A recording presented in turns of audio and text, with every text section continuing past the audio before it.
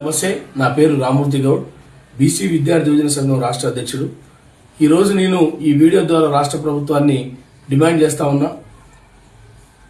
20 లక్షల మంది విద్యార్థులకు రావాల్సినటువంటి ఫీజు రియంబర్స్మెంట్ గత 5 సంవత్సరాల సంధిగా మీరు ఫీజు రియంబర్స్మెంట్ ఇవ్వకుండా బీసీ విద్యార్థుల జీవితాలతోటి చెలగాటమాడుతున్నారు.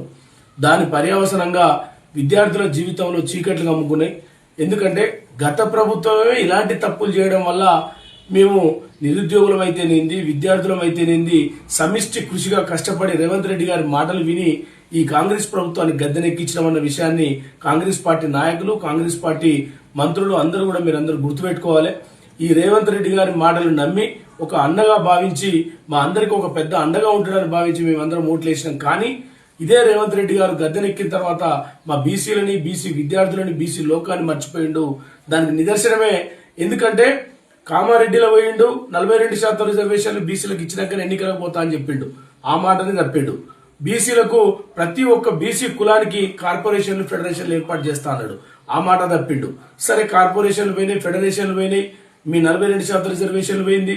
సన్నోట్లకు 500 రూపాయలు ఇచ్చినావు, రైతులందరితో ఓట్లు వేయించుకొని ఈ మున్సిపల్ ఎన్నికలలో బయటపడ్డారు, సర్పంచ్ ఎన్నికలలో బయటపడ్డారు.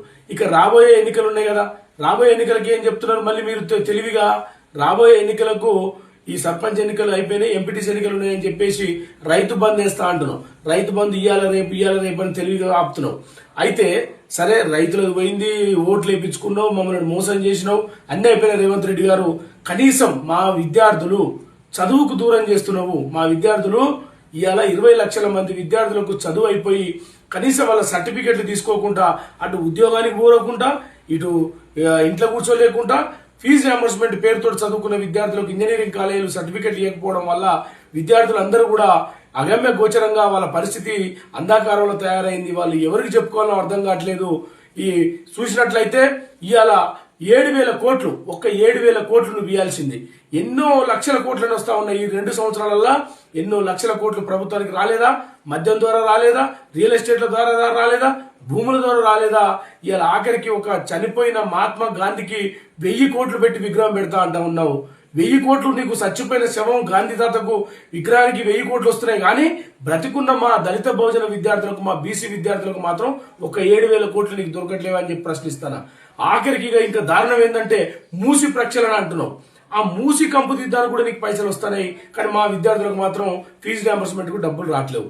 నీకు ప్రైవేట్ కాలేజీలకు ఉన్నటువంటి, ప్రభుత్వానికి ప్రైవేట్ కళాశాలలకు ఉన్నటువంటి ఏదైతే మీ మధ్యలో ఉన్న వ్యత్యాసాలు, మీ మధ్యలో ఉన్న సంబంధాల గురించి, మీకు జరుగుతున్న వైరుధ్యాల గురించి మమ్మల్ని ఎందుకు బలి చేస్తారని చెప్పి ప్రభుత్వాన్ని మేము డిమాండ్ చేస్తా ఉన్నాం. అందుకనే ఇక మా ఆలోచన, ఇక మా శాంతి నశించింది. పోరాటం చేసినాం, మెమరండాలు ఇచ్చినాం, మేము ర్యాలీలు చేసినాం, బంధులు చేసినా కూడా ఇక బీసీలు ఇంతేలేమనుకుంటున్నామేమో రేవంత్ రెడ్డి గారు. మీకు ఖచ్చితంగా మా బీసీ లోకంతో ఇప్పటికి మీరు గమనిస్తురో లేదో 42% రిజర్వేషన్లతోటి కొంత ఈ సమాజం మేల్కొన్నది. నువ్వు ఇయ్యనందుకు ఇవాళ బీసీ విద్యార్థులను కూడా నువ్వు చదువును దూరం చేయాలని చూస్తున్నావు. ఖచ్చితంగా 20 లక్షల మంది విద్యార్థులు అసెంబ్లీని ముట్టడిస్తారు. ఈ 20 లక్షల మంది విద్యార్థులని మేము సంఘటన చేసే కార్యక్రమంలో ఉన్న విషయాన్ని మీరు గుర్తుపెట్టుకోవాలి. ఖచ్చితంగా 20 లక్షల మంది విద్యార్థులను సంఘటితం చేస్తాం. ఈ కాంగ్రెస్ ప్రభుత్వానికి తగిన బుద్ధి చెప్తామని చెప్పి డిమాండ్ చేస్తా ఉన్నా. అంతే విధంగా మా బీసీలకు ఇచ్చిన హామీలన్నీ మేము నెరవేర్చుతాం. మీరు నెరవేర్చకుండా మమ్మల్ని మోసం చేస్తున్నారు. ఈ బీసీ సమాజం చూస్తుందన్న విషయాన్ని కూడా మీరు గుర్తుపెట్టుకోవాలి. హైడ్రా పేరుతో పేదల ఇల్లు కూడా కొడుతున్నావు. 1000 కోట్లు పెట్టి గాంధీ బొమ్మ పెడతా అంటున్నావు. మూసి కంపు మొత్తం తోడి మూసి అంటున్నావు. కానీ మా మీద మాత్రం నీకు జాలి కలగట్లే. ఇవన్నీ బీసీ సమాజం చూస్తుంది. దీనికి మీరు తగిన మూల్యం చెల్లించుకుంటారని చెప్తూ ఫైనల్ గా ఎన్నికల ఏదైతే ఉందో, ఎన్నికల మేనిఫెస్టోలో ఇచ్చినటువంటి ప్రతిదీ, నీ అభయాస్త్రాలు ఏమైనాయి, అమ్మాస్త్రాలు ఏడపోయినాయి, మీ తులం బంగారం ఏడపోయింది, మీకున్న ధరణి ప్రేమి వచ్చినా ఎక్కడ పోయినాయి, ఇవన్నీ 6 గ్యారంటీలు గంగలో ఎక్కినావు. ఆఖరికి నువ్వు గద్దెనెక్కినావు. ఇది నువ్వు పర్మనెంట్ అనుకుంటున్నావు. కానీ నీలాంటి వాళ్ళని చాలా మందిని చూసినా ఈ ప్రభుత్వాలు, ప్రజలు. తెలంగాణ రాష్ట్రాన్ని తెచ్చింది ఈ విద్యార్థి లోకం. తెలంగాణ రాష్ట్రానికి దిక్కు ఈ విద్యార్థి లోకం. అటువంటి విద్యార్థులతో నువ్వు ఆట ఆడుకుంటున్నావు. విద్యార్థుల శక్తి జాతీయ శక్తి అని చెప్పి నువ్వు మర్చిపోతా ఉన్నావు. నీకు తగిన మూల్యం చెప్పడానికి సిద్ధంగా ఉన్నావు.